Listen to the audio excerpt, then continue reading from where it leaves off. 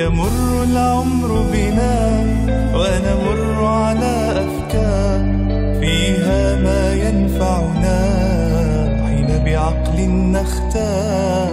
الماضي يهدينا خير دروس للعمر، والحاضر بيدينا نهديه حصاد الفكر، والحاضر بيدينا نهديه حصاد الفكر.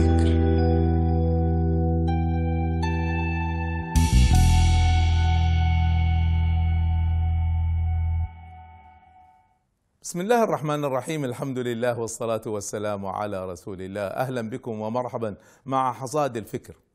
سؤال: أيهما أكثر ألما، الأمل الضعيف أم اليأس؟ الذين يقولون اليأس عندهم أسبابهم، أن انقطاع الأمل هو فيه توقف للتفكير وبالتالي توقف للألم، بينما الأمل الضعيف فيه ألم مستمر وفيه تعلق بوهم وفيه قلق مستمر، بينما اليأس فيه توقف عن المعاناة وبالتالي عن التضحيات، والتضحيات تجر آلام، فاليأس يوقف كل ذلك. بينما الذي يرى أن الأمل الضعيف أفضل يقول نعم هذا صحيح كله، لكن اليأس ألمه أكبر بل كبير جدا جدا، لأن الحياة بلا أمل حياة ليس لها معنى. فقدان الأمل هو فقدان ليس أملك أنت وأنت، وإنما فقدان الأمل للأجيال القادمة، وبالتالي ألم مستمر لكم ولذرياتكم ولكل من يأتي بعدكم. صحيح الأمل الضعيف فرصة نجاحها قليلة، بل قد تكون قليلة جدا، لكن قد تتغير الإمكانات من حيث لا نحتسب، قد تتغير الظروف، قد تتغير الأوضاع داخليا وخارجيا،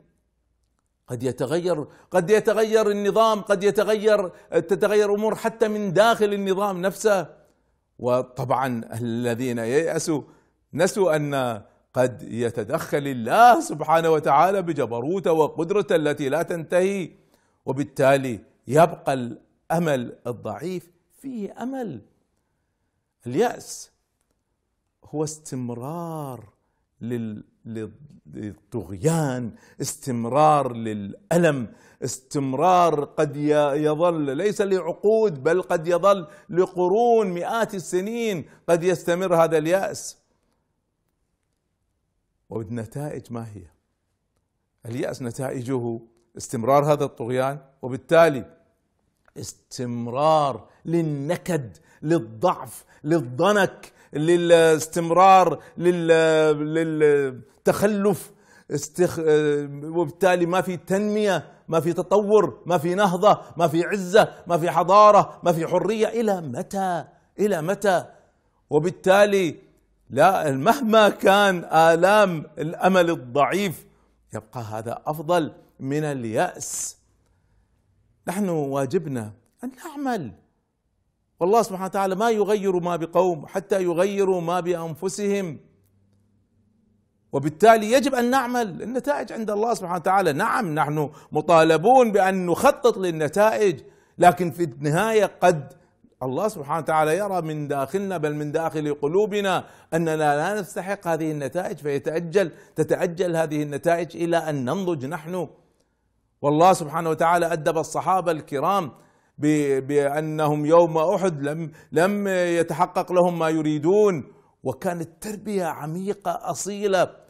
فهذه كلها هي تدخلات إلهية تجبرنا على أننا نعمل، والباقي عند الله سبحانه وتعالى، مع التخطيط، مع الجد، مع الحرص على النتائج. صحيح الاحتمالات كثيرة وفرص التغيير مع الأمل الضعيف قليلة، صحيح كل هذا، لكن إذا حدثت فالتغيير سيكون تغيير جذري.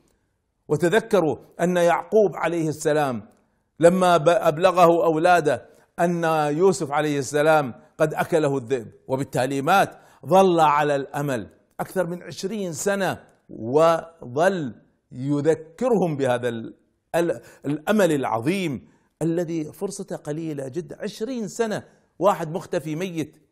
يقول الله سبحانه وتعالى: ولا تيأسوا من روح الله، إنه لا ييأس من روح الله إلا القوم الكافرون. وحاشاني وحاشاكم أن نكون من الكافرين. إياكم مهما فشلت محاولاتكم ومهما كثرت الضغوط عليكم أن تيأسوا. تعلقوا بهذا الأمل الضعيف وسيتحقق بإذن الله. وفقكم الله تعالى.